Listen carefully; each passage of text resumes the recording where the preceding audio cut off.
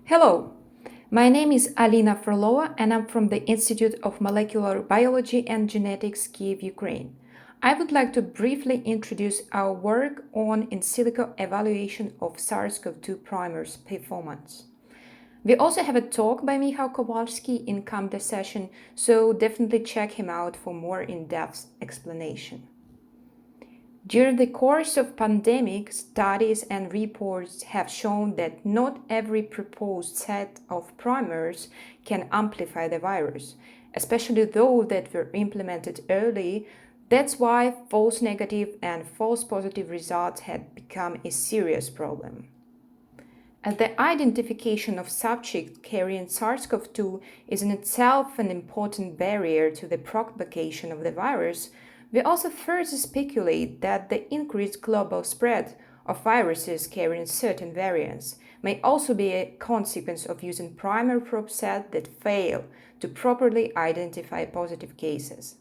So our idea was quite simple.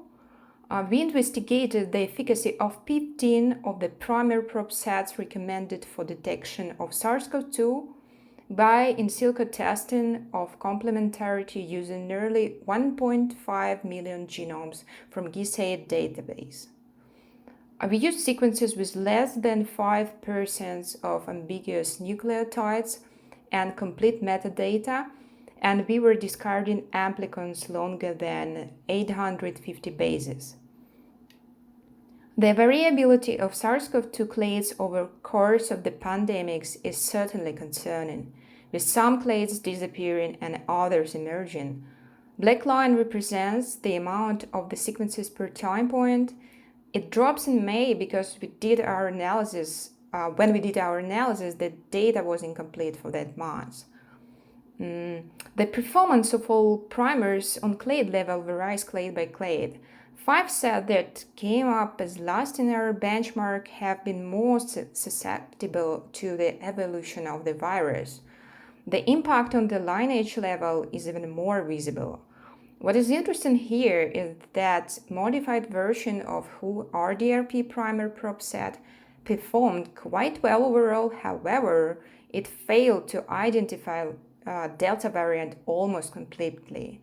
It makes it vulnerable to further evolution of this lineage and probably incapable of capturing downstream variants. We also checked how ranking of top best 5 primers changed over time with a sliding window of 3 months.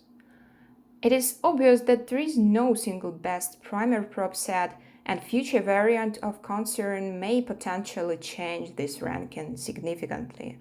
So we want to emphasize once again the importance of constant monitoring of SARS-CoV-2 evolution and nucleic acid amplification-based test performance. We also investigated secondary structures of all sets. For example, ECCB probe is not susceptible to homo and hetero dimerization. Thus, false results are less of concern. However, it is important to have in mind that the ECCB set is actually a screening set that can also catch SARS-CoV viruses and a couple of other beta coronaviruses. So overall, we can suggest that worst primer probe sets must be discontinued, and the validation of performance of primers should be done periodically or with the emergence of new clades and lineages. The standardized ways, protocols, and software for primer validation both in silico and in vitro, and their design should be established as soon as possible. And to help mitigate this issue, we also developed PyPrimer Python library, and we continue working on improving it.